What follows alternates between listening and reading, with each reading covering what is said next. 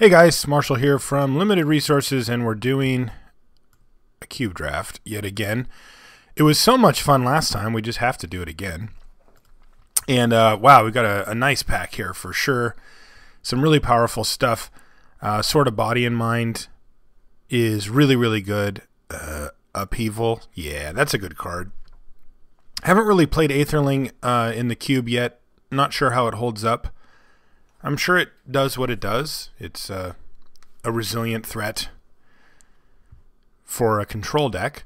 Niv Mizzet, I'm not really trying to slam a blue, red or anything along those lines. Recurring Nightmare is a card that can get pretty darn abusive. I really like Sylvan Library quite a bit as well, but I'm definitely going to take Upheaval here. I don't think I've ever passed that card. Love that one. Let's see what's next here. Oh, geez. Well, there's a Thran Dynamo, and that's exactly what we're looking for. There's a couple other notable cards here. Mana Leak is a card I'd like to play in a deck with Upheaval. Just an efficient counterspell that can help buy you more time so that you can resolve your big Upheaval. But the whole way that the Upheaval deck works is by using cards like Thran Dynamo, basically artifact-based, or whatever, but usually artifact-based mana sources that can allow you to abuse Upheaval in really disgusting, just inhumane ways, which is one of the reasons why we love Cube. So hopefully this train will continue. The last time I cube draft yesterday, I had a I had a really mean deck. It had a whole bunch of different mass land destruction type spells like Wildfire, Armageddon, that kind of stuff. All right, let's see what's up next here. All right, so first scan, I'm looking for more Thran Dynamo type cards, and there aren't any, so that's okay. So now we got to make some decisions here. The cards that stick out to me are cards like Badlands, Thrun, and Teferi. If not those, then I would probably take... Oh yeah, I'd probably just take the Badlands over the Jungle Shrine, generally speaking. Teferi's pretty good. He's not amazing, though, and he's really hard to cast. I think I'm actually just going to take the Badlands here. I think Teferi's pretty sweet, but triple blue is a little rough. We already are in blue, so it's not going to be that bad. But he really... there's some decks that he is just kind of okay against, and there's some decks that he's really good against. Overall, I really like the card, but I think I'm going to stay a little bit more open here. All right, here's some interesting cards. Memory Jar's a draw 5, which can be pretty sweet, but not great. Again, there's no clear card, at least for our Thran Dynamo Upheaval deck. Indrix Tomphowler, very good. Sakashima's Student, I really like that card a lot. Remember, you can just cast it. It's just clone, you know. Well, it's a ninja clone, I should say. Even better. Mutavault's sweet, but probably going to be a few more colors than is going to warrant that. Mana War, probably my favorite Magic card ever, and it's actually really good as well. I'm going to take the Student here, though. I think it's good enough that, you know, you really do want to be able just to... I mean, because people do just stupid stuff in Cube, right? I mean, people are making huge threats, and just you just want to be able to answer them with your own blue spells, basically. I like Remand a lot here, I think. It stays on color. Nightveil Spectre is okay, but it's kind of a little cute. Terastodon is the other card I'd consider taking out of this pack. Prophetic Bolt as well is quite good. But I'm going to take Remand. I like it a lot. All right, what have we? Well, there's a Kira Great Glass Spinner and a Narcolepsy in blue. Also a Willbender, which is pretty good. Trigon Predator, quite nice. We don't want either of these red cards. We don't really want this black card. Remember last week we really wanted Gravecrawler to come back, and I don't think it did. But we don't want it for this deck. Isamaru, definitely not going in this deck. Predator, yes. Willbender, yes. Farseek, yes. Narcolepsy, yes. Treetop Village, maybe. So we've got some options here for sure. Kira as well. I think I'm actually just going to take Kira. It's really annoying card to deal with, even though we're probably not going to be super creature heavy. And now we have our first pretty tough choice here, honestly. I mean, Breeding Pool is high on the list here as worth considering, but Master of the Wild Hunt is really, really good, but Pristine Talisman is another one of these mana rocks that we really need to maximize our upheaval. That said, Master of the Wild Hunt is kind of insane. He's sort of like a Planeswalker if he just has one ability that happens no matter what every turn, but he's really, really good. I think I'm going to stay the course here, though, and take Pristine Talisman. This does keep us a little bit open as well. I mean, we don't really know what our other color is. We could even just be mono blue. It does happen.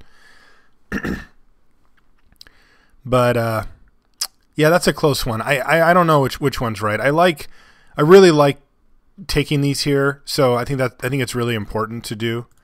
All right, well, I mean, there's other good cards in this pack. Life Bane Zombie actually seems really sweet. Siege Gang Commander, probably not really great for this one. Grave Robber's fine. I'm not going to play Gathan Raiders. Probably not going to play Shrieking Grotesque either, but a Wickerbow Elder I would play. But yeah, Riftwing Cloudskate. I mean, I think I first picked that last week. I have an unnatural love for that card, so anything that bounces stuff, I love. And that's why Mana War being the first, the first of its ilk. Wow. Yeah. I'm going to slam this Sylvan Library. That's awesome. All right. I can get used to that. I mean, if we're going to get green cards that good that late, I'll be happy to snatch those up. All right, so a Twilight Mire or just a Fertile Ground. I'm going to take the Fertile Ground here. I don't think I want the Nature's Claim that much. But Fertile Ground's pretty good. It still ramps. It's a little awkward, but it's fine. These are both very, very good in the deck, though, so excited about that. And we just wheel Teferi. All right. Scroll Rack also is a consideration, but it works much better with shuffle effects, I think. So we'll take Teferi here. I mean, I almost took him on the first time around. I'm not going to pass him now, especially since somehow blue seems to be a little open. I mean, it's a lot of blue there. All right, so Misdirection is an interesting decision here, or Indrik Stomp Howler. I'm going to take the Stomp Howler here. We have ramp, and this effect, this disenchant effect, like on the Nature's Claim that I just passed, very good. It's really good in Cube. It's hard to find a situation where you can't activate that. Well, this is interesting because I'd like both of these. I'm just going to take the Bloodbraid Elf, though. I mean, if we go 3 colors, it'll end up being really good. Oh, this is a tough one, actually. I'll take Treetop Village, I guess. Yeah, Ruins came back, too. We might even run it. I don't know which one was right there, but the clock's a little quick on those last few picks, so I just took the land. All right, let's see what we get out of this next pack. Is there anything really exciting in here? No, that's not a good one. No, I guess there's nothing really exciting for us, unfortunately, but there's some playables. Wooded Foothills and Flooded Strand stick out right away as cards that are going to be quite good for us, I think. I think I'm going to take the Foothills here because I can get the Badlands with it. And if we end up splashing black, I'll want that. Repeal's a card that, yeah, I'd totally play in this deck. If we can get that back, I'd be happy. Forbidden Alchemy, if that wheels and we can play the Badlands and the Wooded Foothills, assuming that we're going to be in green-blue, and we can splash a Bloodbraid Elf or the flashback on Alchemy or something like that. All right, we'll take it. Gideon Jura. All right, that's a pretty good one. What else do we have here, though? Well, there's a Tropical Island. That's going to be hard to pass. Oblivion Stone's pretty good, too. A little clunky. Search for Tomorrow, also quite nice, and Fauna Shaman's decent, though we're going to be a little light on creatures. I don't think we're going to have a ton of them. I really like Gideon a lot, but I don't know that I want to swoop into double white here. I think I'm just going to play it safe and just take the Tropical Island here. The Search for Tomorrow definitely is a card I'm interested in as well, but just basic mana fixing is nice. Look at that. Lots of Planeswalkers here. This is a good pack. Deep Analysis is a card that I'm definitely interested in. We still don't have any raw card advantage yet, and we are going to need that. We're not going to need a ton of it, but we're going to want some. But Scavenging Ooze is a card that seems really good to me, just in general, and I love an Explore. Ancient Tomb is also worth considering, but I think it's between Scavenging Ooze and Deep Analysis here, and I'm going to take the Ooze. I'm going to hope to wheel the Analysis based on all the other blue that we saw come around. I don't know if that's reasonable or not, but I am going to try it. Alright, not a ton here. Baleful Strix is a card I absolutely adore, but I don't think we really need to try for it here. Lotus Blue, no, I don't think I'm going to play that. Definitely not Eureka-ing at this point. Time Spiral's interesting. Time Spiral can be really, really nasty. Especially with big mana. Yeah, I'm going to take Time Spiral. I don't ever play that card, and I want to give it a shot. So we're doing it. All right, there's a Divining Top, but we've already got Sylvan Library, and I think Sylvan Library is just like way better. Sylvan Library in a pinch, you can just, you know, take a big hit on life and just draw through the cards that you need to do. With Divining Top, you really need, you know, Wooded Foothills type stuff to make it excellent. And Wooded Foothills is still good with Sylvan Library, so I'm going to stick with that. Halimar Depths. I guess I'll just take a Serum Visions here. I enjoy a Serum Visions. Alright, there's a Talrand. Ooh. I don't know if I can turn down an Enclave Cryptologist. I love that card. the king, or maybe queen as it were, of all looters. Bloodstained Mire, also tempting here. No, I'm going to do it. This is why I play Cube. Alright. Well, I should take Polluted Delta, but I'm not going to.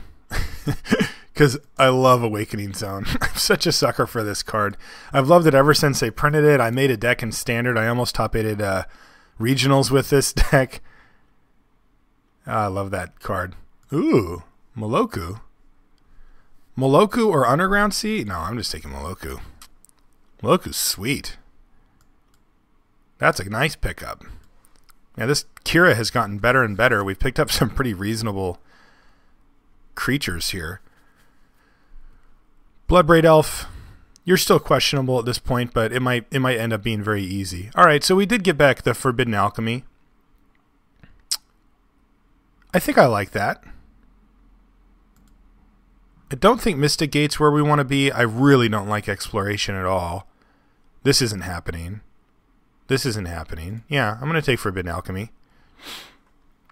I'd like a few more counter spells. Right now we're a little light in that area. All right, so a lot of the cards we wanted came back. Search for Tomorrow, Yavimaya Coast, and Fauna Shaman. I still don't love a Fauna Shaman here, though. We just don't have enough creatures. I mean, you need to have it plus a creature in hand to make it even good, and then the creature in hand has to be one that you don't want, and we don't have enough for that. So Search or Coast. Coast makes our mana like very, very good, but Search is really nice, too. I'll go for Search for Tomorrow.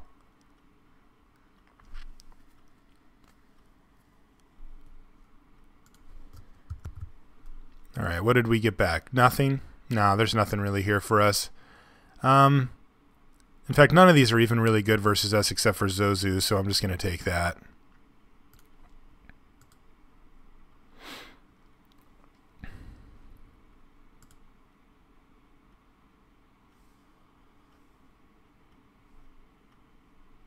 Yep, things to round us out a little bit here would be a win con or two, like just something huge. Moloku's going to serve that role really nicely, though. We were lucky to pick that one up. Also, you know, maybe one or two more artifacts, like maybe, I don't know, something in the 2-drop or 3-drop, like a Worn Power Stone would be sweet. And then some counters. I'd like to see some counter spells. All right, well, we're slamming this guy. He might even make the cut here. If you kick him for a total of 6, you can kind of get dirty. All right, take this. Don't think we're going to run it. Probably not going to run Academy Ruins either. maybe run Badlands, but let's just assume not for now. Let's just assume that this is our deck.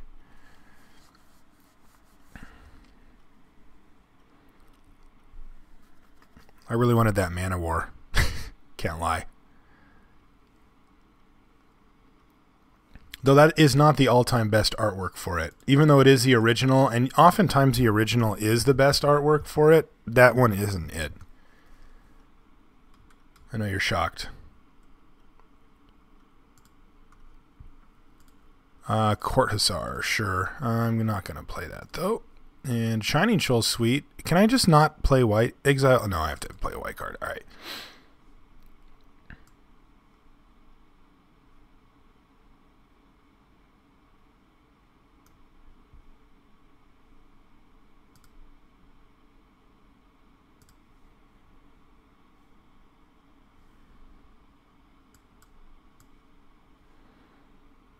That's the one. Look at that thing. It looks like it's from a textbook.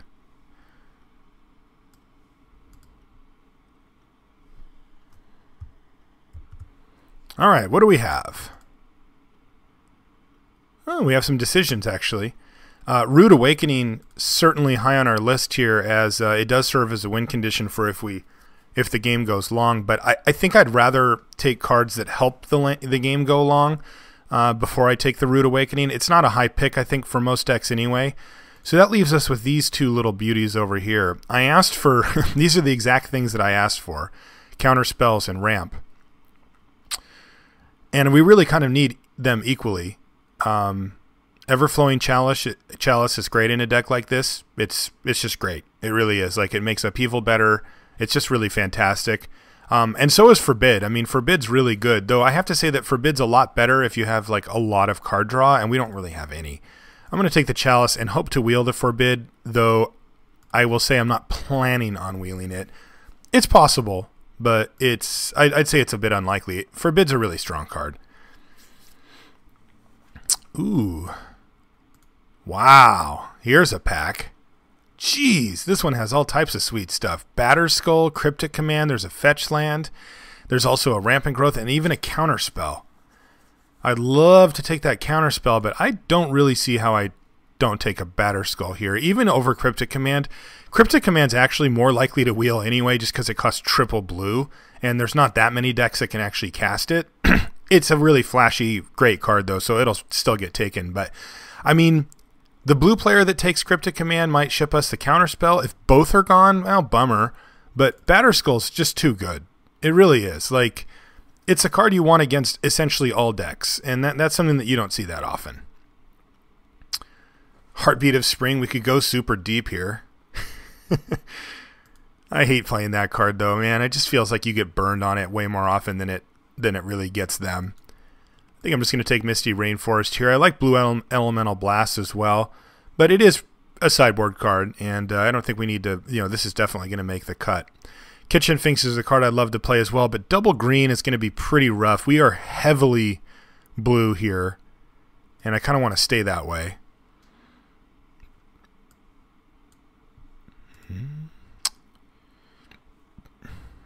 Well, nothing fits beautifully here, I don't think. Opposition is sweet, but you really need tokens. Like, we can have Opposition Awakening Zone. That's really, really good. But if we don't have Awakening Zone, we're pretty light. I mean, we could have Opposition do nothing. It could also be like Opposition Moloku, Opposition Awakening Zone, and we could just completely take over the whole game. So it's like it'd be this super swingy card. We can also take Noble Hierarch, which is totally fine here. Or we can take Edric, which is, it kind of has the same issue that Opposition has. He wants you to have a lot of creatures. Mirari's Wake is a card I really, really want here, but the splash is looking a little bit rough as we don't have a searchable one. I'm going to take the Hierarch. If we wheel the what's it called, then so it goes. Oh! Wow, we got some interesting stuff here now. Hallowed Fountain, I wish I would have had that before, because we can... I guess we can't search that up with this, unfortunately. Oh, with Misty Rainforest, though. Anyway, Ancestral Vision, Factor Fiction, And then there's also Eternal Witness here, and then these lands that I mentioned. I want a card draw spell here, I think, so I'm going to take Vision or Fiction. I don't know which one. Vision is more rawly powerful, but unfortunately it just kind of sucks if it's not in your opening hand. Yeah, I'm going to take Factor of Fiction. I think we're going to have enough mana floating around to be able to use that kind of thing effectively. All right, not much for us here. We're not an Aether Vial deck. We're definitely not a Cursed Scroll deck unless things go horribly awry. I guess I'll take a Civic Wayfinder. He's fine. He's a ramp spell. He'll get us where we need to go. Ball Lightning, no. Maze of Ith. I think I'm going to take Maze of Ith, actually. Etched Oracle, we're really just going to try to stay blue-green here, so he's no good. Floodplain would make the cut in the deck, and Wasteland's actually quite good. Arbor Elf is just okay, though. We have plenty of other ways to ramp. We don't need to put out fragile ones. I'll probably still run the Hierarch, though. I'm going to take the Maze of It, though. That thing actually can deal with a lot of stuff that other cards can't. It's surprisingly good. All right, so there's nothing really good for us here. I don't like Genesis very much. I'll probably just take it just because, but I'm really not a big fan of it. Skullcrack is actually kind of scary, though. I guess we have repeated life gain. I'll take Genesis, but I don't like that card, to be honest. I just don't think it's that good. Rude Awakening, sure. We'll see if it makes the cut. We've got plenty of cards here. We're going to be cutting stuff for sure.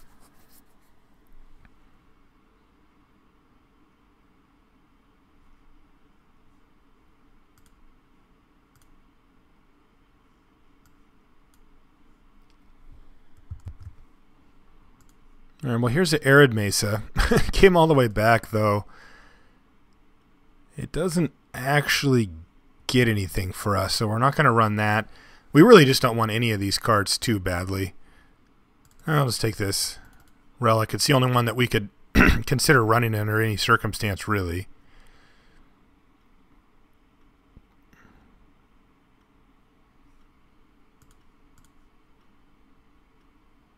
Sure. We could bring it in if we need to make some big changes to the deck or something, but and I want to start it. I really do. And maybe I can, but I think I probably shouldn't. I mean, when I start looking up here, it's like triple blue, double blue, double blue, double blue, double blue everywhere. All right, so the opposition came back, but so did the Mirari's Wake. Yeah, let's try to go deep with opposition. I don't know if we're going to play it. Ah, man. That sucks. Ooh, that's really good, though. I was just thinking about it, like, is that Hallowed Fountain really going to follow up this thing? No way, right? And then, of course, it does. But we'll take Eternal Witness and be really happy. That is going to make the cut, so whatever. I guess that could be a sideboard card. All right, well, this thing came together okay. Like I said, I do wish we had one of those counter spells would have come back, but they didn't. Which sucks, but we did fill out the deck in other ways. We found some win conditions. A Batter Skull is quite nice. Moloku's really good. We have the ultimate combo, Awakening Zone, Sakashima Student. Yeah.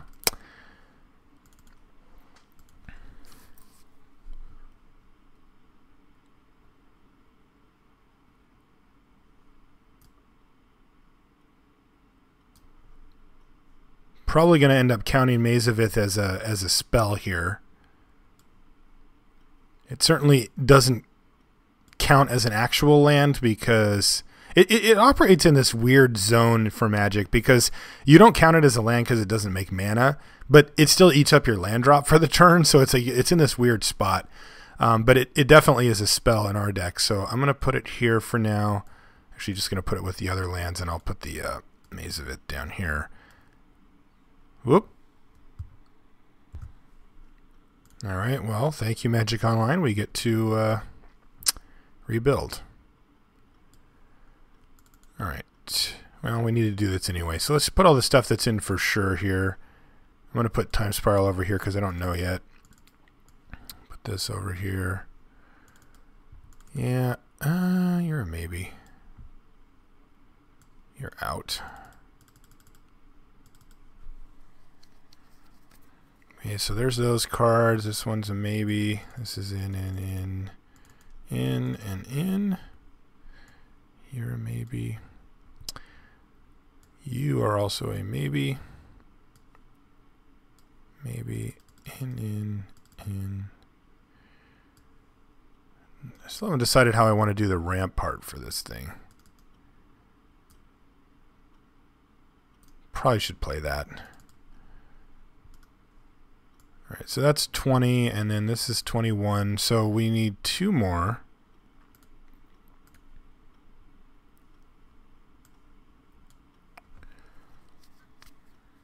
And we definitely need the ramp.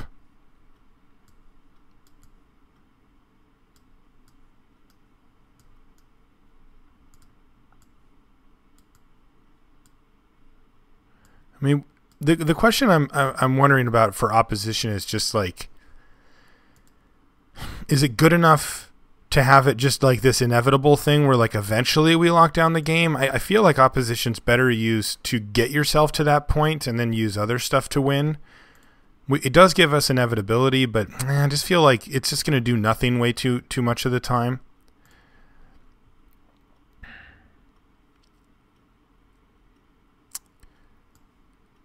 Civic Wayfinder seems pretty sweet.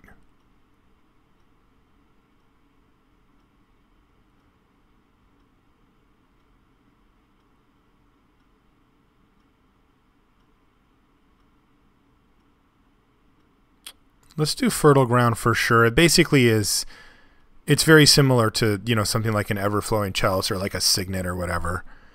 And then maybe I'll just do the Hierarch. That leaves these ones out. Search for Tomorrow. Maybe Search for Tomorrow is better than Hierarch. It's more resilient. It only searches for a basic, but this thing can just get killed pretty easily, and we're not exactly abusing the Exalted part of it. It is they can come down similarly, but our deck's really not trying to, you know, explode onto the scene here, I don't think. Yeah, I'm going to run that over that. I like the, since we don't care about how many creatures we have anyway, I think I like the resiliency of just having a land on the battlefield versus a creature.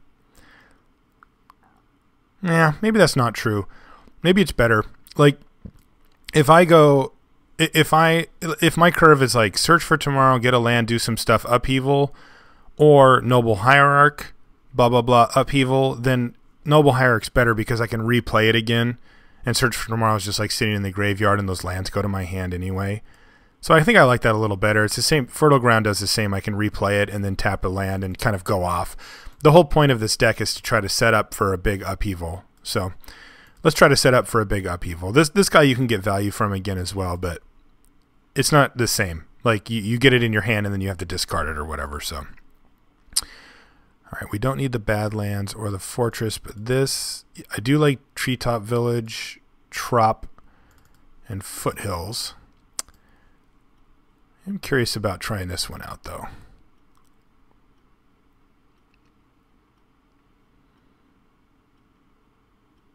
Basically, what I would try to do with this is set up a scenario where I needed to get an upheaval in my hand, and I do this and then go off.